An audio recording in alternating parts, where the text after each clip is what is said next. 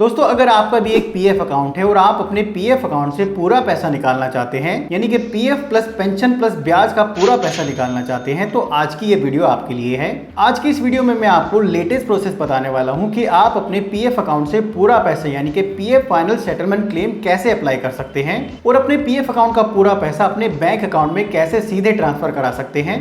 EPFO ने recently PF withdrawal की process में बहुत सारे बदलाव किए हैं। ये सारे बदलाव क्या है ये भी आप वीडियो के दौरान जानने वाले हैं, तो वीडियो को ध्यान से बिना स्किप के एंड तक जरूर देखना, क्योंकि अगर आपने कोई भी पार्ट मिस कर दिया और आपका क्लेम गलत अप्लाई हो गया तो आपका क्लेम रिजेक्ट भी किया जा सकता है और पीएफ अकाउंट का पैसा बैंक ट्रांसफर होने में देरी हो सकती है। तो चलिए चलते हैं कंप्यूटर स्क्रीन पर और जानते हैं कि आप अपने पीएफ अकाउंट से पूरा पैसा कैसे निकाल सकते हैं। दोस्तों मैं प्रमोद और आप देख रहे हैं माई सिंपल गाइड।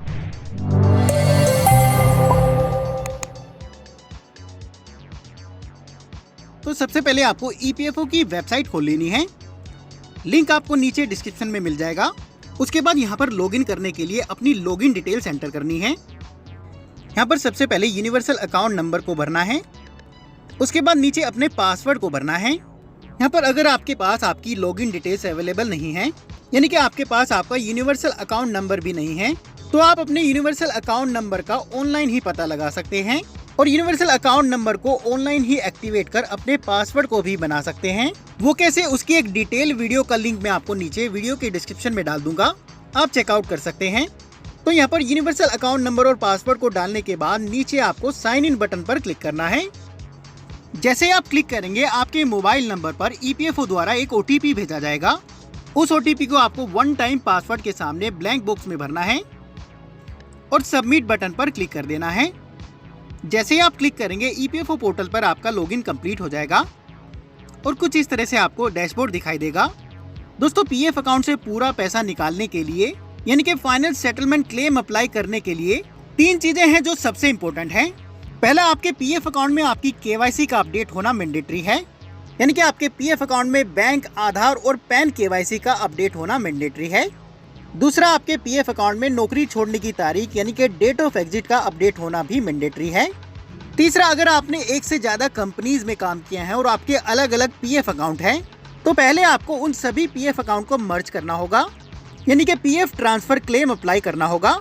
और सबसे अच्छी बात यह है कि आप इन तीनों कामों को ऑनलाइन ही घर बैठे कर सकते हैं। वो कैसे, उसकी वीडियो का लिंक भी आपको नीचे वीडियो के डिस्क्रिप्शन में मिल जाएगा, आप चेकआउट कर सकते हैं।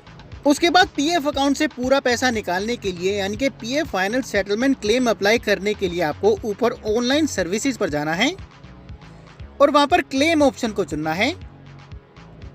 अगली स्क्रीन पर आप देखेंगे यहाँ पर आपको अपने बैंक अकाउंट नंबर को वेरीफाई करना है। यहाँ पर आपको उस बैंक अकाउंट नंबर को भरना है जो आपने अपने पीएफ अकाउंट की केवाईसी में अपडेट कराया है। बैंक अकाउंट नंबर भरने के बाद आपको वेरीफाई पर क्लिक करना है। कंफर्मेशन के लिए दोबारा से यस पर क्लिक करना है। उसके बाद नीचे proceed to online claim option पर क्लिक कर देना है। अगली स्क्रीन पर नीचे आप देखेंगे I want to apply for के सामने अपने क्लेम फॉर्म को चुनना है। दोस्तों पीएफ अकाउंट से पूरा पैसा निकालने के लिए यानी कि full and final settlement claim apply करने के लिए आपको दो क्लेम फॉर्म अप्लाई करने होते हैं। पहला फॉर्म 19 और दूसरा फॉर्म 10C। यहाँ पर आपको ध्यान देना है, पहले आपको फॉर्म 19 को अप्लाई करना है और उसके बाद फॉर्म 10C अप्लाई करना है, यानी कि इसी सीक्वेंस में आपको अपने क्लेम फॉर्म अप्लाई करने हैं, अदरवाइज ईपीएफओ द्वारा आपका क्लेम रिजेक्ट किया जा सकता है। दोस्तों यहाँ पर मैं आपको पीएफ फाइनल सेटलमेंट के रूल्स बता देता हूँ। आप अपने पीएफ अकाउंट से पूरा पैसा केवल नौकरी छोड़ने के बाद ही निकाल सकते हैं, यानी कि अगर आपने नौकरी छोड़ दी है और आपको नौकरी छोड़े 2 महीने से ज्यादा समय हो चुका है और आपका टोटल सर्विस पीरियड 10 साल से कम है, तो आप ऑनलाइन फॉर्म 19 और फॉर्म 10C अप्लाई कर अपने पीएफ अकाउंट से पूरा पैसा निकाल सकते हैं, यानी कि पीएफ के साथ साथ पेंशन का पैसा भी निकाल सकते हैं। और जब आप ये दोनों क्लेम अप्लाई करते हैं तो आपको ब्याज का पैसा भी ट्रांसफर कर दिया जाता है। तो सबसे पहले यहाँ पर आपको फॉर्म 19 को चुनना है। जैसे ही आप फॉर्म 19 को चुनेंगे नीचे आप देखेंगे आपको एक फॉर्म खुल के आ जाएगा। यहाँ पर आप देखेंगे आपको एक ऑप्शन दिखाई देगा अपलोड फॉर्म 15G। तो सबसे पहले जान लेते हैं कि फॉर्म 15G क्या होता है। अगर आपकी पीएफ विड्रॉवल अमाउंट 50,000 रुपए से ज्यादा और टोटल सर्विस पीरियड 5 साल से कम है तो पीएफ विड्रॉवल अमाउंट पर टीडीएस एप्लीकेबल हो जाता है। और अगर आप पीएफ विड्रॉवल अमाउंट से टीडीएस कटने से बचना चाहते हैं तो उसके लिए आपको फॉर्म 15G भरकर अपलोड करना होता है। फॉर्म 15G कैसे डाउनलोड करते हैं, कैसे भरते हैं और कैसे अपलोड करते हैं, अगर आप डिटेल में जानना चाहते हैं तो इसकी एक डिटेल वीडियो का लिंक मैंने नीचे वीडियो के डिस्क्रिप्शन में डाल दिया है, आप चेकआउट कर सकते हैं। हमारे केस में ये एप्लीकेबल नहीं है। उसके बाद नीचे आपको अपने आधार कार्ड के अकॉर्डिंग अपने कंप्लीट एड्रेस को भरना है। कंप्लीट एड्रेस भरने के बाद नीचे आपको गेट मोबाइल OTP बटन पर क्लिक करना है। जैसे आप क्लिक करेंगे आपके आधार कार्ड के साथ रजिस्टर्ड मोबाइल नंबर पर एक OTP प्राप्त होगा। उस OTP को आपको नीचे यहाँ पर भरना है और उसके बाद नीचे validate OTP and submit claim form पर क्लिक करना है। जैसे आप क्लिक करते हैं आप देखेंगे आपका PF withdrawal claim form successfully submit हो जाएगा। PF withdrawal claim form submit करने के बाद आपको pension withdrawal claim form 10C apply करना है। उसके लिए आपको फिर से ऑनलाइन सर्विसेज पर जाना है और वहां पर क्लेम ऑप्शन को चुनना है। दोबारा से अपनी बैंक अकाउंट डिटेल्स को यहां पर वेरीफाई करना है और नीचे प्रोसीड टू ऑनलाइन क्लेम पर क्लिक करना है। I want to apply for के सामने क्लेम फॉर्म में फॉर्म 10C को यहाँ पर चुनना है। उसके बाद अपने कंप्लीट एड्रेस को यहाँ पर भरना है। नीचे गेट मोबाइल OTP पर क्लिक करना है। आधार के साथ रजिस्टर्ड मोबाइल नंबर पर मिले OTP को यहाँ पर भरना है और नीचे यहाँ पर validate OTP and submit claim form पर क्लिक करना है। जैसे आप क्लिक करेंगे आप देखेंगे आपका पेंशन विड्रॉवल क्लेम फॉर्म भी सबमिट हो जाएगा। ये दोनों क्लेम अप्लाई करने के बाद 7 वर्किंग डेज के अंदर आपका क्लेम सेटल कर दिया जाता है और आपके PF अकाउंट का पूरा पैसा आपके बैंक अकाउंट में सीधे ट्रांसफर कर दिया जाता है।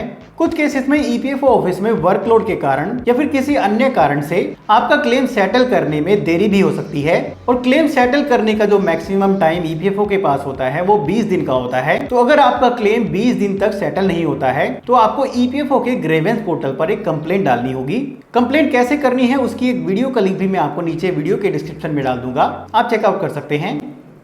ऑनलाइन PF अकाउंट से पैसा निकालने के लिए अप्लाई करने के बाद अगर आप क्लेम का स्टेटस ट्रैक करना चाहते हैं तो उसके लिए आपको फिर से ऑनलाइन सर्विसेज पर जाना है और यहाँ पर ट्रैक क्लेम पर क्लिक करना है।